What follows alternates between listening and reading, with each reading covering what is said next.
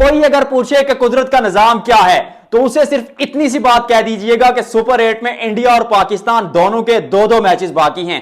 Pakistan cricket team जो गिरते पड़ते यहां तक पहुंची है, अगर वो सिर्फ एक मैच भी जीत जाती है तो क्वालिफाई कर जाएगी सेमीफाइनल के लिए। जबकि भारतीय टीम जो सबको डोमिनेट करते हुए स्टेज पर पहुंची है, अगर वो दोनों मैचेस भी जीतती है तो तब भी कोई गारंटी नहीं है कि वो क्वालिफाई कर जाएंगे सेमीफाइनल में।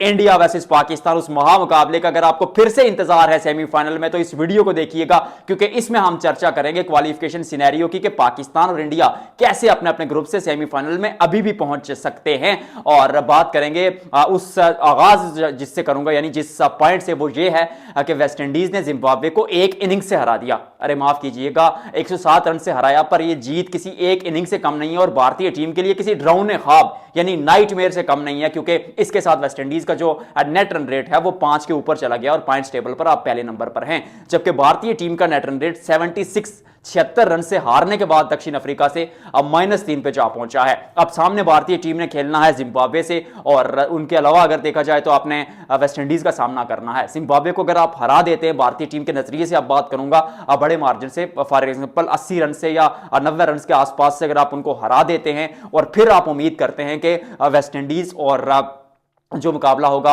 जनूबी अफ्रीका का उसमें वेस्ट इंडीज जीत जाए, तो आखिरी मुकाबले में आप वेस्ट इंडीज को हराकर साउथ अफ्रीका के उस नेट रन रेट के पास पहुंच जाएंगे, क्योंकि आप 76 रन से हारे हैं। और अगर 80 रन से आप जिम्बाब्वे को हरा देते या 10 या 12 ओवर में वो रन चेज कर देते हैं तो फिर आप रेस में हैं। और मुझे ऐसा लगता है कि जिम्बाब्वे के खिलाफ भारतीय टीम हार्ड आएगी।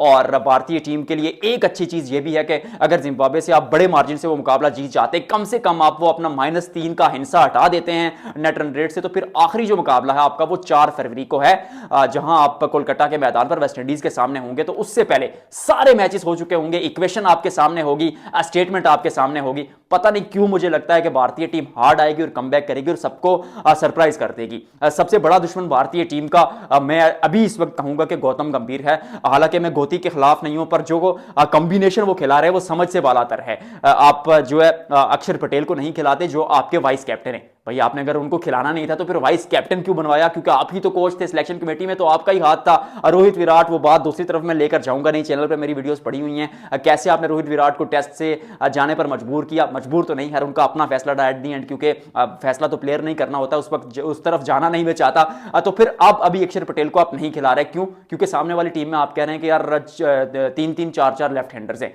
मतलब 3 लेफ्ट हैंडर्स है तो 2 तो उनके ओपनर हैं यार। अगर यार ओपनर नहीं भी है तो नंबर 3 तक, अगर नंबर 3 तक उनके लेफ्ट हैंडर्स खत्म हो जाते हैं तो अक्षर पटेल तो गेंदबाजी 10वें से 12वें ओवर में करने के लिए आते हैं। तब तो फिर आपको अक्षर को अगर आप बैक नहीं करेंगे, अक्षर को आप वो बढ़ावा नहीं देंगे, तो सुपरस्टार किसी पेड़ से तो आपको मिलेंगे नहीं। वो आपको थोड़ा सा आपको उनको बैक करके बनाना पड़ता है।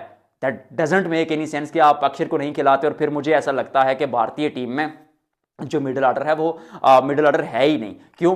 क्योंकि अगर देखा जाए तो अभिषेक शर्मा और ईशान किशन दोनों ओपनर विस्फोटक अंदाज में बल्लेबाजी करते हैं, और एक ही जो मिडिल ऑर्डर का आपका सबसे बड़ा उम्मीद आपकी हथियार थी वो थे तिलक वर्मा। लेकिन वो जिस स्ट्राइक रेट के साथ खेल रहे हैं, आप क्या उस स्ट्राइक रेट के साथ उनको कंसिडर करेंगे मिडिल ऑर्डर का प्लेयर? और फिर मुंबई इंडियंस में भी उन्होंने जो परफॉर्म किया था पहले, अब वो लोअर ऑर्डर में परफॉर्म किया था। सूर्य कुमार यादव को आप नंबर 3 पर अभी खिला रहे हैं, बट सूर्य कुमार यादव पिछली 28 इनिंग्स में सिर्फ 2 50 हैं T20 क्रिकेट में, तो सूर्य कुमार यादव भी आउट ऑफ फॉर्म हैं, विच मीन्स के आपका मिडिल ऑर्डर है ही नहीं। और अगर मिडिल ऑर्डर ये भी आप कंसीडर करें तो सिर्फ 2 खिलाड़ी है मिडिल ऑर्डर में, दोनों आउट ऑफ फॉर्म। चाहे तिलक वर्मा की बात करें या सूर्य कुमार यादव की बात करें, फिर नीचे तो आपका लोअर ऑर्डर शुरू हो जाता है, क्योंकि कभी आप दुबे को ऊपर बेचते हैं, कभी रिंकू सिंह को ऊपर बेचते हैं, कभी हार्दिक पांड्या को ऊपर बेचते हैं, जो तीनों बतौर फिनिशर खेल रहे हैं। तो आपका मिडिल ऑर्डर कहां है भाई? अब गेंदबाजी में बहुत ताकत, बहुत गहराई, जिसके चलते मुझे ऐसा लगता है कि चाहे वरुण चक्रवर्ती हो, कुलदीप हो, किसी को खिला दें, इफेक्टिव होंगे। बीच में आप अक्षर को डाल दें, जसप्रीत बुमराह, बात करने की जरूरत नहीं, अपना काम करते हैं। Arshdeep Singh is absolute gun bowler as well. तो फिर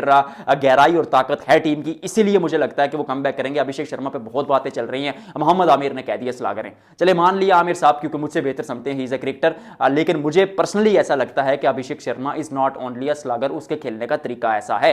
अगर तो वो आउट हो रहे हैं टेक्निक पर, तो मैं मानूं कि उनकी टेक्निक गलत है। ऐसा तो नहीं हो रहा, ऐसा तो नहीं हो रहा कि एक ही गेंद बाहर जाती हुई अंदर आती हुई गेंद तो उस पे एज हो रहे हैं, एलबीडब्ल्यू हो रहे हैं, नहीं। बंदा शॉट्स खेलते हुए आउट हो रहा है। यूएसए के खिलाफ मुकाबले में वो शॉट विस्फोटक अंदाज में खेला था, अच्छा शॉट था, सीधा फील्डर के हाथ में चली गई। पाकिस्तान के खिलाफ भी अटैक कर रहे थे, नीदरलैंड्स के खिलाफ भी अटैक कर रहे थे। तो ऐसा नहीं है कि वो टेक्निकल फ्लॉ आ गया, उनके खेलने का तरीका ऐसा, उनको ऐसे ही खेलने दीजिए क्योंकि इस खिलाड़ी के पास लाइसेंस है, लाइसेंस टू किल है। और फिर जब इस तरह की आप हाई रिस्क क्रिकेट खेलते हैं तो फेल होने का जो चांस है वो भी थोड़ा बढ़ जाता है। हमेशा मैं कहा करता हूं कि 50% रेशो हो कामयाबी की, यानी 10 में से 5 मैचेस में परफॉर्म करें, 5 में ना करें, करना पड़ेगा आपको इस खिलाड़ी के साथ। और जिस दिन उनका दिन हुआ, पावर प्ले में बंदा मैच जिता सकता है। पाकिस्तान का क्वालिफिकेशन सिनेरियो, पाकिस्तान अगर इंग्लिश टीम को हरा देता है, यानी इंग्लैंड को पाले किले के मैदान पर, तो आप क्वालिफाई कर जाएंगे क्योंकि आपके 3 पॉइंट्स हो जाएंगे और आप अपने 2 मैचेस खेल चुके होंगे। और सबसे जो मुश्किल मैच था आपका न्यूजीलैंड के खिलाफ, वो बारिश के में धुल गया। और उस मुकाबले में तो खैर आपने पता नहीं आंखों पर पट्टी बांधकर फैसला किया था, बारिश हो रही थी, ओवरकास्ट कंडीशंस थी, आपने कहा हम खुद बैटिंग करेंगे और सामने वाली टीम जिसकी ताकत तेज गेंदबाजी है।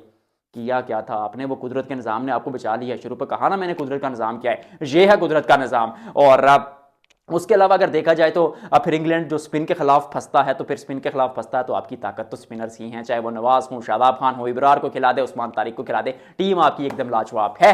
पिछली वीडियो में बता चुका हूं कि भाई पाकिस्तान टीम में शाहीन शाह अफरीदी या नसीम शाह कौन सा तेज गेंदबाज खेलेगा वो भी देखिएगा। और अभी मैं थोड़ा क्वालिफिकेशन सिनेरियो पाकिस्तान का मजीद एक्सप्लेन कर देता हूं। अगले जो फिर जो बाकी मैचेस बचेंगे वो श्रीलंका के लिए डू और डाई होगा। श्रीलंका को अगले दोनों मैचेस जीतने होंगे, जिनमें से एक मुकाबले में वो सामना करेंगे क्या कहते हैं पाकिस्तान का, और एक मुकाबले में सामना करेंगे न्यूजीलैंड का। उनके लिए भी आसान नहीं होगा। और पाकिस्तान अगर श्रीलंका वाला मुकाबला भी जीत जाता है एट द एंड, तो फिर तो कंफर्म हो जाएगा कि आप पहुंच जाएंगे। लेकिन अगर इंग्लैंड और न्यूजीलैंड दोनों में से भी एक टीम तो हारेगी तो पाकिस्तान का रास्ता आसान है, क्योंकि नेट रन रेट के मामले में पाकिस्तान हमेशा पीछे रह जाता है। इस बार अच्छा यह है कि पहला मुकाबला 1 पॉइंट मिल जाता है, और इंग्लैंड से अगर आप जीत जाते हैं तो फिर आपका रास्ता बहुत आसान।